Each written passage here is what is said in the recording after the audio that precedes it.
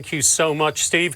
Israeli troops pushing their way into Gaza, marking what Prime Minister Netanyahu says is the second stage of the war. So what can we expect in the coming days on the ground? And are the Israeli people prepared for what the Prime Minister has said will be a long, drawn-out battle, and one that could get very ugly, very deadly on both sides? Joining me now, retired IDF captain and chief columnist of the Jerusalem Post, Caroline Glick. Caroline, it's great to have you here tonight. What did you make of Prime Minister Netanyahu's comments today? Is that the message Israel needed to hear?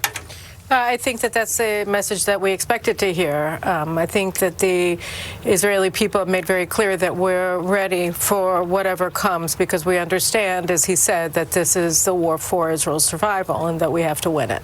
It strikes me, having come here for some 21 years now through various conflicts, that I have never seen Israel more united. Is that a fair reading of the mood of the population?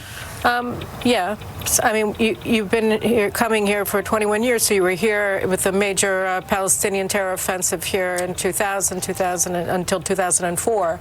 And we experienced slaughter at that time, but nothing on this kind of Holocaust-level scale, and this kind of barbarism at such of such dimensions. So I think that it's not just shock, it's anger, and it's also resolution, that we're resolved as a people that we have to simply annihilate Hamas. We can't continue to live with this jihadist Nazi force on our border.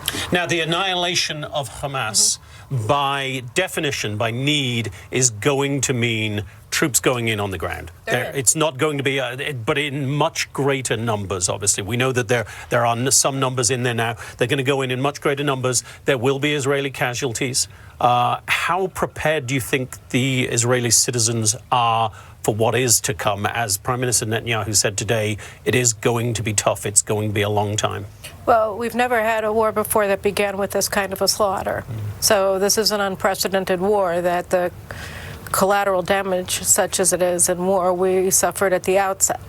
And we have 30 babies inside of Gaza. Now we have 18 people over 76 years old. I mean, we have women who have gone through unspeakable things there. So, I mean, now's the time for our soldiers, our men of steel, to go in there and pound them into the ground. Now, the families of the hostages, or some of them, met with the Prime Minister today.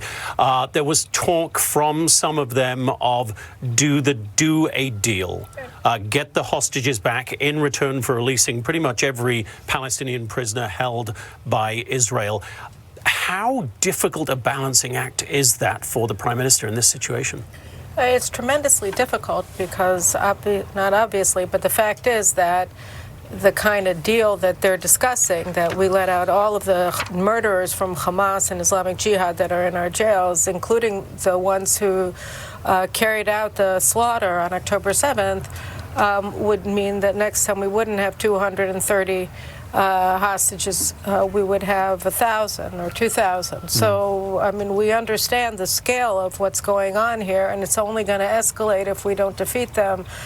You know, we found in the past that the best way to rescue hostages is to go in and rescue them. That's what we did in 1976 at Entebbe. And so I think, you know, Prime Minister Netanyahu said that everything is on the table, and we'll just have to see what that means, because to balance the two war aims of releasing the hostages, of rescuing the hostages, and bringing about the victory that we require in order to survive in our land, is delicate. But it also requires no concessions to Hamas. And briefly, before I let you go, what do you make of the support that Israel has received so far from President Biden, and the pressure that Israel has gotten from the U.S.